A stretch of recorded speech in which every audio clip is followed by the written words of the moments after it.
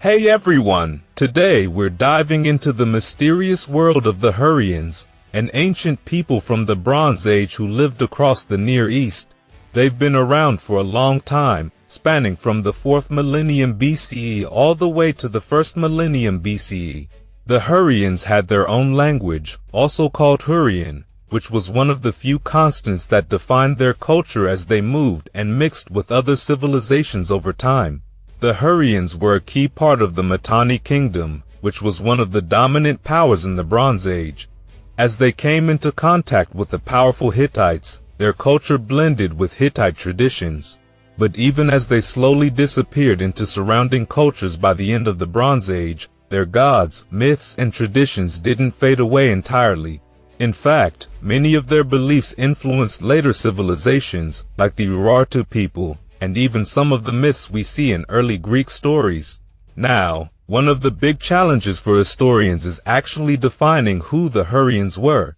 It's tough to pin down exactly where they lived and when because their culture and language spread across different regions. What we do know is that the term Hurry probably first referred to a group of people and later became the name for both the land they inhabited and the language they spoke. But here's the thing. The Hurrians didn't have strict genealogical boundaries. Essentially, anyone could learn their language and adopt their culture, which makes it tricky to figure out exactly who was Hurrian and who wasn't. And speaking of their language, it's another puzzle for historians. Hurrian is only related to one other ancient language, or Aryan. Beyond that, there's no clear connection to any modern languages. Hurrian was written using cuneiform, which was common in the ancient Near East, but some texts found in Ugarit were written with the Ugaritic alphabet.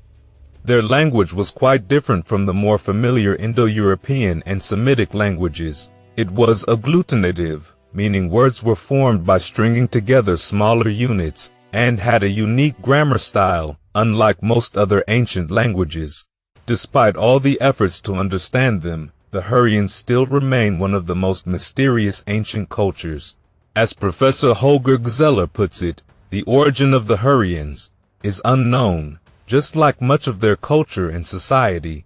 Hopefully, future excavations at Hurrian cities like Erkshun, northeast Syria, will shed more light on their history. Now, you may have heard some theories about the so-called Aryan question, the idea that Aryans from Central Asia invaded and settled in the Near East. Some have suggested that this group influenced the Hurrians, especially in the Mitanni kingdom, but the evidence is pretty weak. A few linguistic terms have Indo-Aryan roots, but they were Hurrianized and don't give much proof of a large cultural invasion. Even horses and chariots, often linked to Aryans, were already present in the region before these theories suggest any migration happened. While a few foreign gods with Indic names do appear in Hurrian mythology, their small presence doesn't strongly support the idea of an Aryan cultural takeover.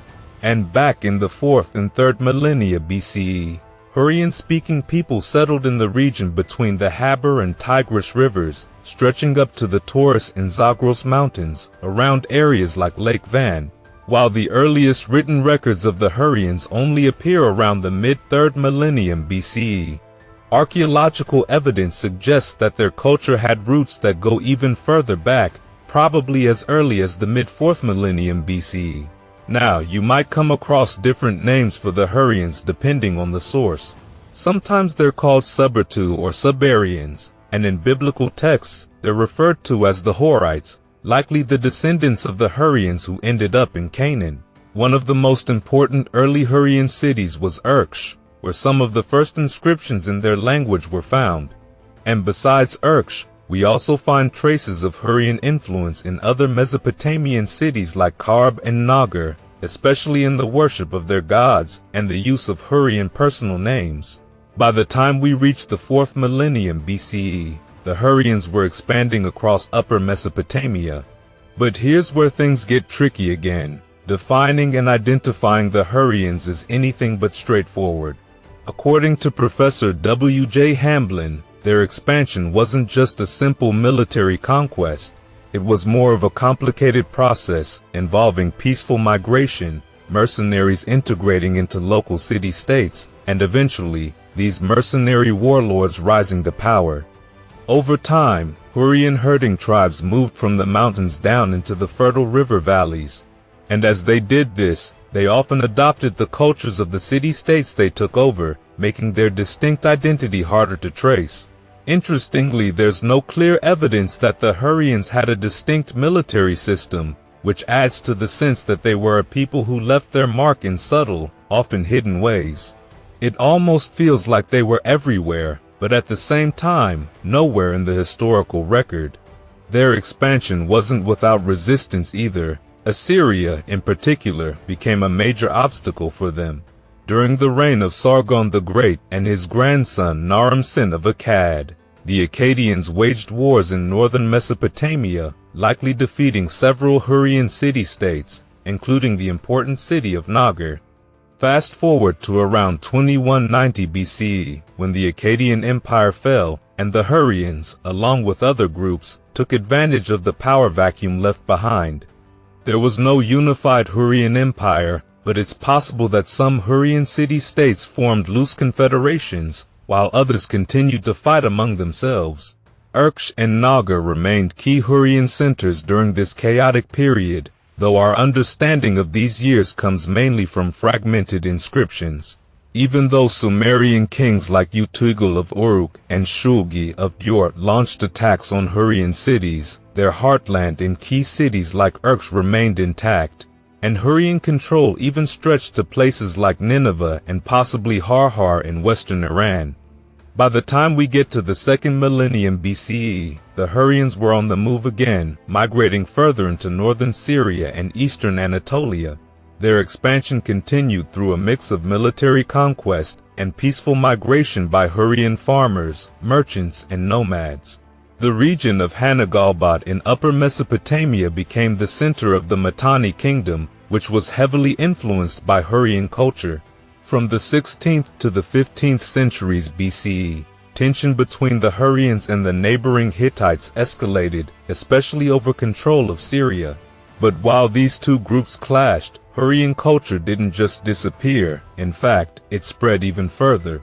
Hurrian gods, like the storm god Tesub, were adopted by the Hittites and became part of their own mythology. Tesub, for instance, was linked to the Hittite god Torhunza, showing just how much these cultures blended over time. Eventually, the Mitanni kingdom fell, divided between the Assyrians and Hittites by the mid-13th century BCE. But even after the fall of Mitanni, Hurrian culture lived on under the control of these larger empires. By the first millennium BCE, the Hurrians had been mostly absorbed into surrounding cultures, but their influence didn't vanish. Their gods and myths continued to be worshipped and passed down. Tesub, for instance, became known as Tesheba in the religion of the Urartu civilization, which thrived in what is now eastern Turkey, Armenia, and parts of Iran. And their literature and mythology, preserved by Hittite scribes, would eventually inspire elements of Greek mythology.